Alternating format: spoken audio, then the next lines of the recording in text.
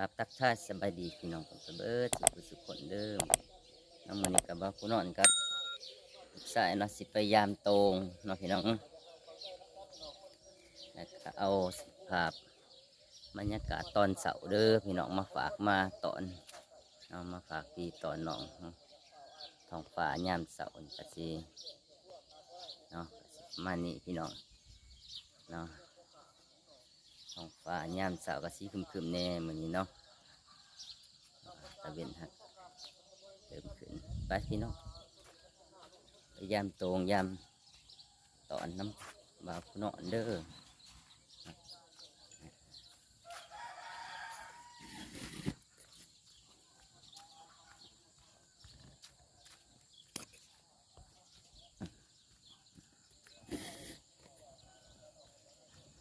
ลองดุนเบิ่งนะพี่น้องเนาะมันสิถือบอ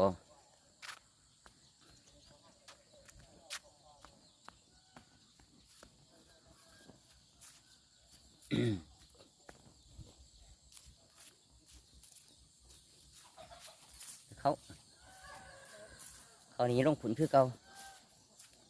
มันจำบไดปีนหัวเขา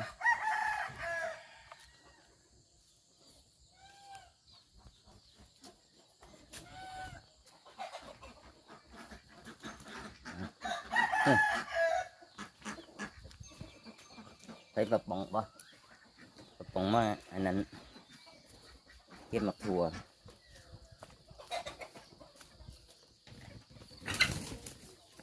โอ้ไก่ผูไก่ผูไก่ผูนะตอนเสาร์ก็อากาศอยากสีเย็นๆนี่เด้อพี่น้องเนาะนี่ก็ปลาหมักถั่วเนาะหมักถั่วเพื่อนบ้านเฮาพี่น้องกำลังเป็นดอกเด้อนี่เนาะกำลังเป็นดอกกำลังจอหมากกะมีเด้อพี่น้องเด้อนี่งามพี่น้องเนาะ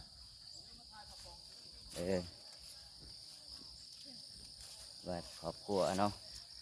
ครอบครัววงเบาผู้นอนแล้วก็หมู่กันภาษาไทยก็เอิ้นว่าเพื่อนนะแต่ภาษาลาวเขาเอิ้นว่าเสี่ยวเนาะของเบาผู้นอนกับเสี่ยวแล้วปลูกเด้อนะคือว่างามพี่น้องครัวกินเนาะความเป็นดอกงาม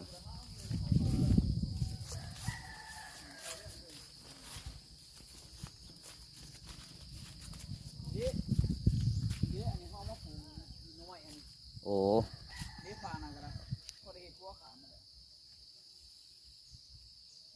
โต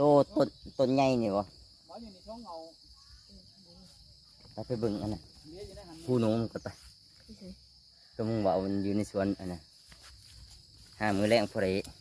มาหาจอบมันกล้วยหนูห้างหนู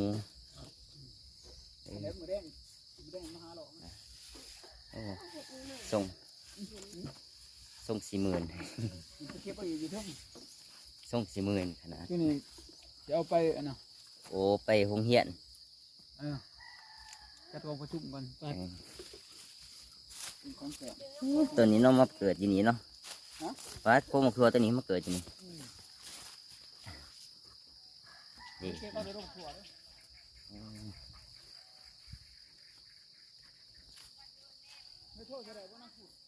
บ่บ่คำไปอันนั้นติดสายติดออกเมื่อสวยจังหน่อยจะโทษใส่โทษได้เนาะดี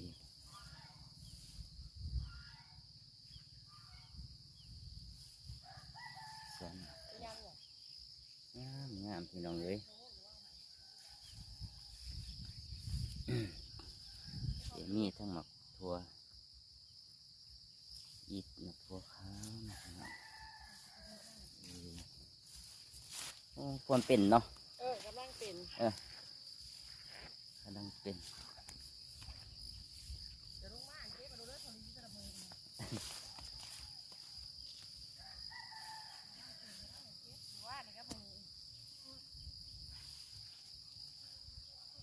กำลังเป็นดอก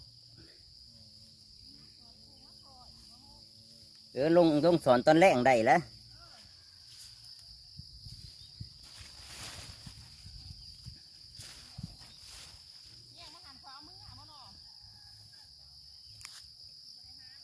พี่น้อง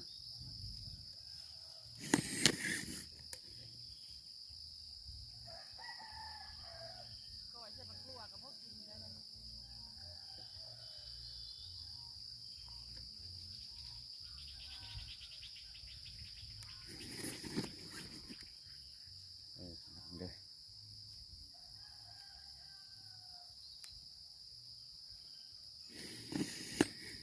เนาะ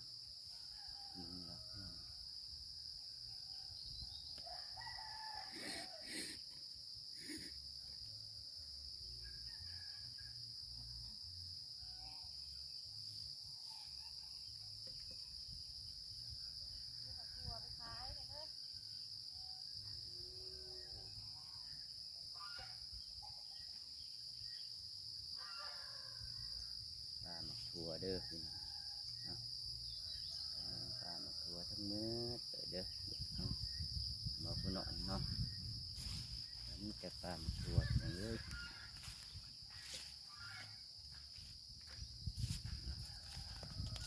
ปลาหมักถั่ว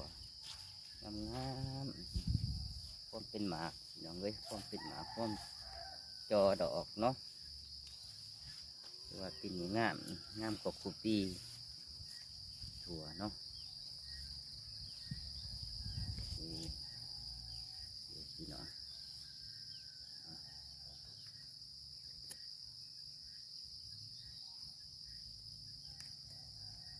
ปีนี้งามกว่าเดิมถั่วนี่นี่คนหันกันเป็นคนมาลักหมักถั่วเด้อพี่น้อง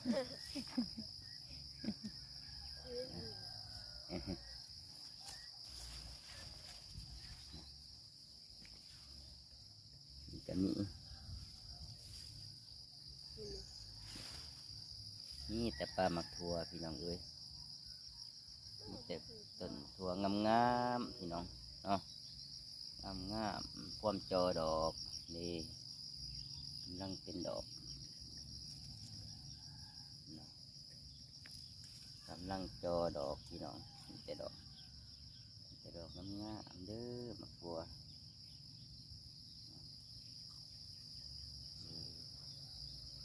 แต่ว่าลายพี่น้องเอ้ยลายสมควรเนาะปุ่นสุดโอ้เนาะสุดโน่นแน่นเมด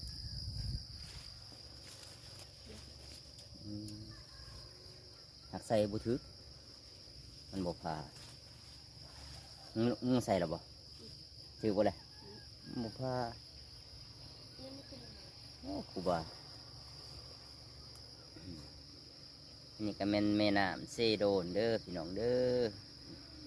เนาะเพราะว่าสวนมักทั่วนี่ก็แม่นอยู่แคบแม่น้ำเด้ออยู่แคบแม่น้ำเซโดนเนาะฝากบางนี่ก็เป็นสวนมักทั่วอีกสวนหนึ่งเนาะที่ของหนองเนาะของเป็นบ้านเป็นโคนเท่านี้แหละพี่น้องเนาะไปพี่น้องเบิ่งมักทั่วแล้วก็ย่างไปยามตรงกันต่อเด้อพี่น้องเด้อย่างก่อนพ่อบวกเก็บพ่อแล้วก็พ่อไปทางเก่า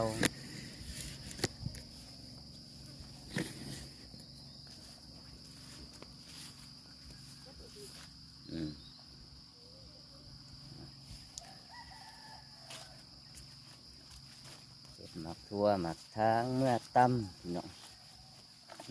หลังจากเก็บหมักทั่วแล้วก็ไปย่ามตรงแต่ว่าตรงนี่สิมานหรือบ่พี่น้องเลยบ่มานก็สิได้ตั้มจะหมักทั่วนี่แหละเนาะมานก็สิได้มุกเลยอุนี่พวกมันเป็นดอกพี่น้องงามๆเด้นี่ได้เนาะทั่วนี่พวกมันเป็นดอกในตอนเสาร์นี่ก็นำหมอกได้พี่น้องนำหมอกลงเนาะบ้านเอื่นนำหมอกเนาะ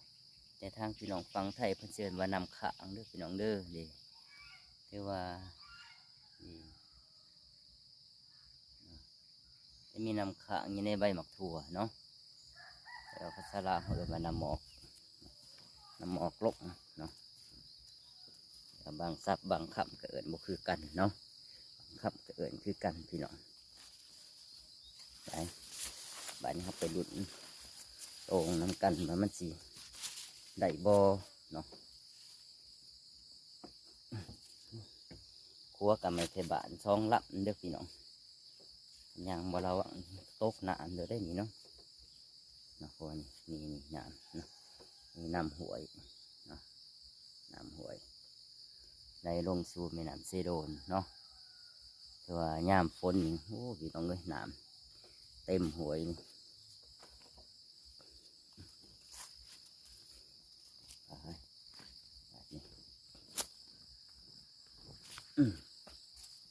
ไปลุ่นโตงบัดนี้ทั้งหมองโตงที่ห้าใส่ก็นี่พี่น้องส่วนหมักถั่วของพี่ของน้องเนาะชาวบ้านเก่งโขนเฮาหรือว่าพี่น้องบ้านเก่งโขนเฮานี่ก็เป็นบ้านหนึ่งที่พี่น้องเลยที่ว่าประชาชนดูมันอีดีเนาะดูมันขยันยามหน้าอันนี้ก็เฮ็ดหน้าปีเนาะยามแดงปลูกหมักถั่วปลูกหมักข้าวโพดขายเนาะดีส่วนหมากสาลีพันธุ์เถิงพี่น้องดีเบื้องอย่างนี้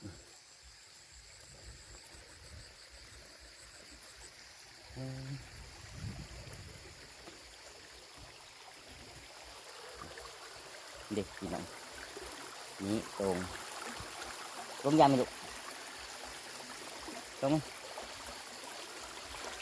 ลงยามบ่มั้ยตุ๊กพี่ลูกเนาะนี่ก็แม่นลูกสาย จะมายามตรงน้ำพอเจ้าว่าโกนบ่จ้ะเบิ่งไว้ได้บ่ได้โกนบ่ โอ้โอ้เลยกู เจ้าว่ามันโกนบ่จ้ะลูกที่เมียมันต้นเลยโกนตรงปุ้งโอ้ยเลยเอาเลยลงจิ้ม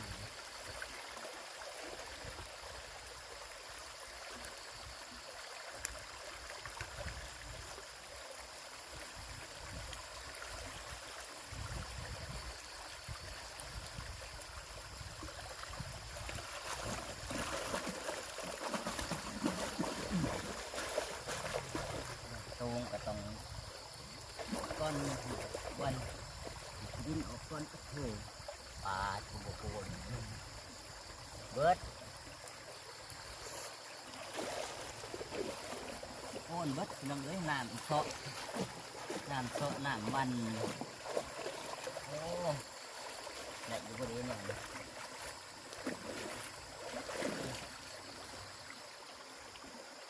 อุ้ยอุ้ยต้องสิกินตกหนังใช่ไหม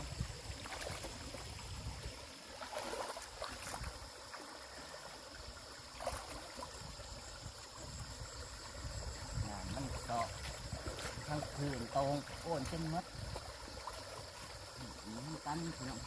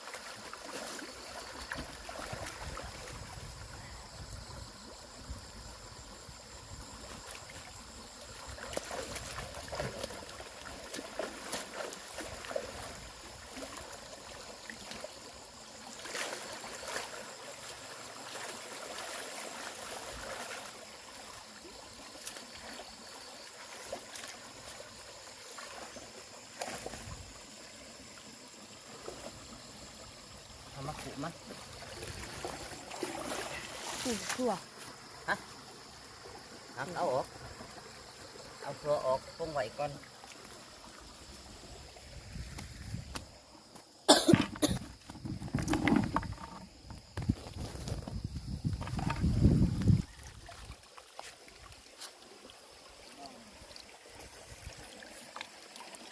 ตรงสะ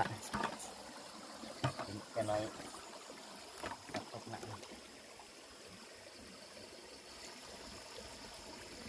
นี่จะเอางูมาใส่ต้นบริวันบริยัง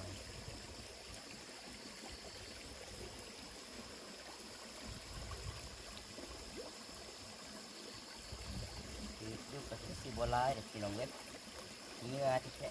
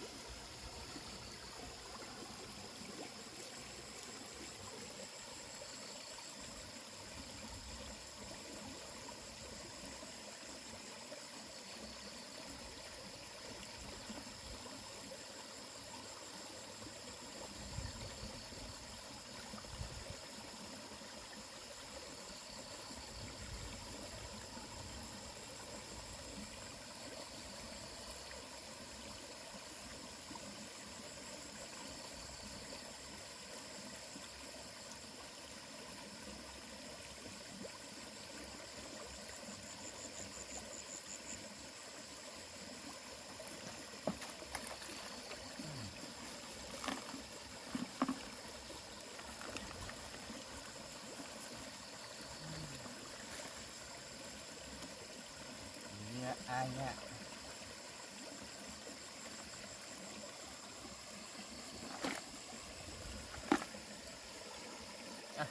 เห็นไปถอกบึงนี่บก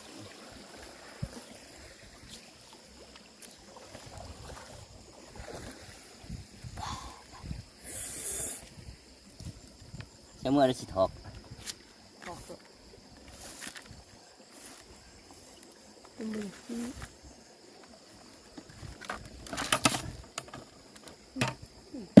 มันไป นี่คือปลาดปลาดน้อยโอ้โถนี่คือกระปูเอ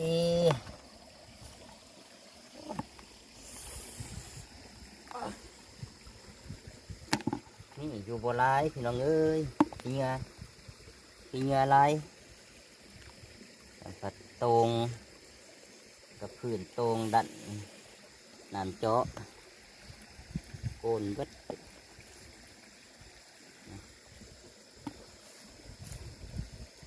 มีแต่กระปูหน่อย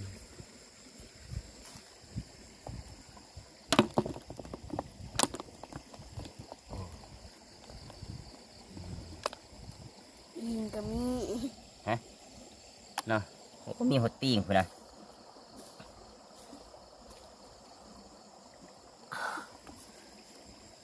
ตีงกระถือตรงเซย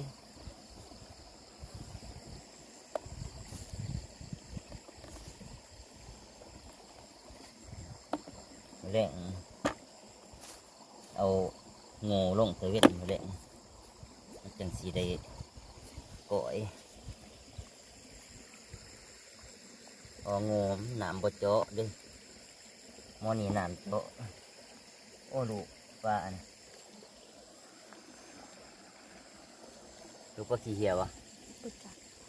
ลายตำทายต่ำ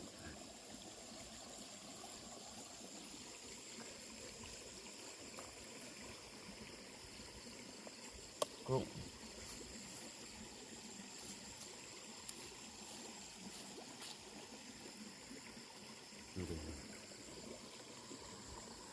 ปลาขี้เหี่ยว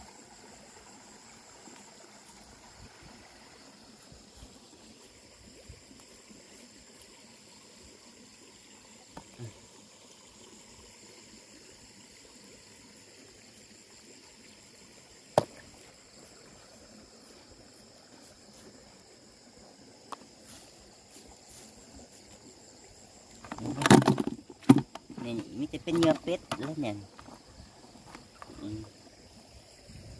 นัดเดินปลาก่อนแรงมากแล้วเอา เอางอลงมาตัวนี้เอาขึ้นไปเถอะ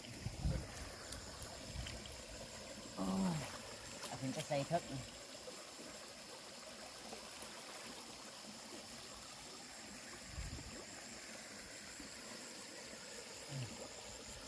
เอาขึ้นไปใส่หมองมัน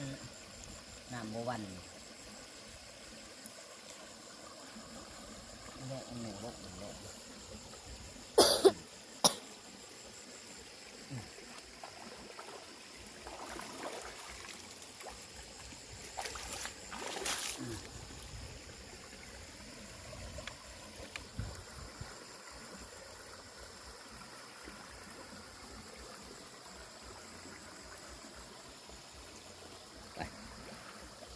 ไปเอากระคุจ้ะ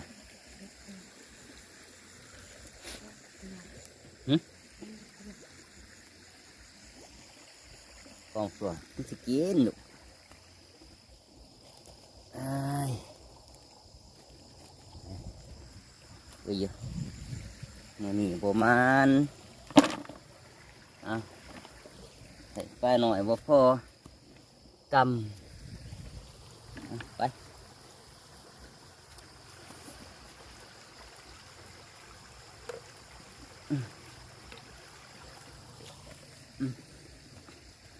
ไปพี่น้องเมื่อบ่มานเลยพี่น้องเอ้ยป้าบ่ได้พอถวยหน่อย เพราะว่าน้ำเซาะมันดันพื้นตรงนี่กิมาแป้งนี่แล้วก็ซักนี่โหลดซักมาสิแป้งตัวนี้ดิมองไม่ที่มือแรกบักผู้นอนจะเอาตรงมาลงเนาะนี่ทำมันน้ำเจาะหลาย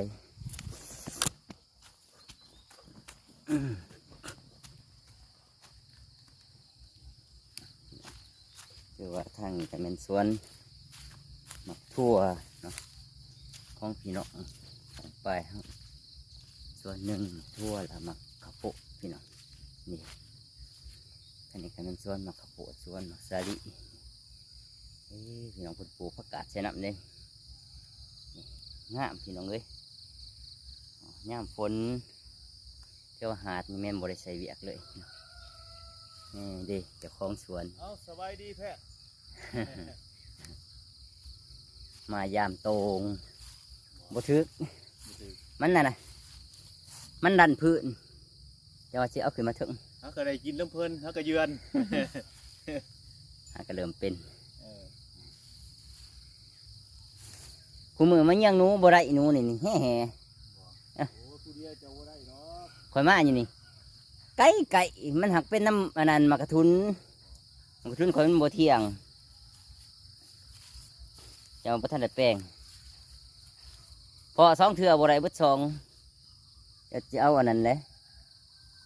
เอาปืนยิงปลาเลยมาเยื่องเพราะมันนั้นเป็นลูกเล็กเด้ว่าจะปล่อยใส่กันเม่นดิแล้วหลุดแล้วโอ้ยไปพี่น้องหากระกับโอ้นี่ปลาตัวใหญ่เด้อกับยังเลยเจ้าของไปกาเก็บพวกทางที่ว่ายามฝนเนาะให้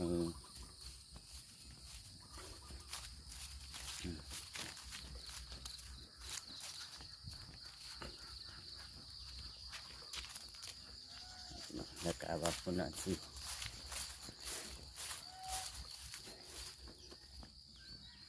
เอาบรรยากาศท้องฟ้าสีเหลืองอ่องต้องน้องเอ้ยท้องฟ้าสีเหลืองอ่องต้องฟ้ากำลังตะเวนกำลังขึ้นเลยพี่น้องเนี่ยคือ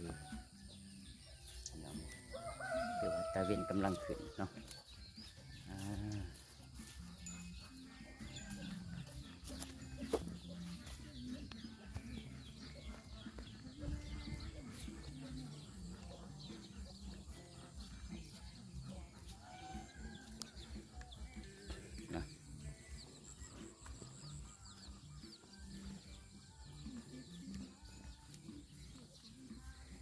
การไปเลาะพี่น้องเลยไปเลาะเก็บหมากทั่วเนาะแล้วก็ไปเลาะเบึงสวนหมากทั่วเนาะเข็มซีแล้วก็ไปยามโตงก็ถือว่าหมอยากมานนี่แหละพี่น้องเอ้ยยามโตงก็ดีเนาะเพราะว่าน้ำเสาะพื้นโตงเนาะเห็ดให้ปูปลานี่รอดทั้งผืนไปจนหมดพี่น้องเลยถือว่าการเห็ดใส่โตงรักปลากับโมมานนะสำหรับคลิปนี้ก็ฝากพี่ตอนน้องสนิทก่อนเด้อพี่น้องเด้อนะมักก็ได้ถือใจกระเสะเด้อฝากติดตามบ่าวผู้นอนคนเมืองคงตื่นเด้อพี่น้องเด้อนะก็ได้มีคลิปใหม่ๆออกมาให้พี่ให้น้องเขาได้เบิ่งได้ชมนะพี่น้องเนาะขอบใจได้หลายพี่น้อง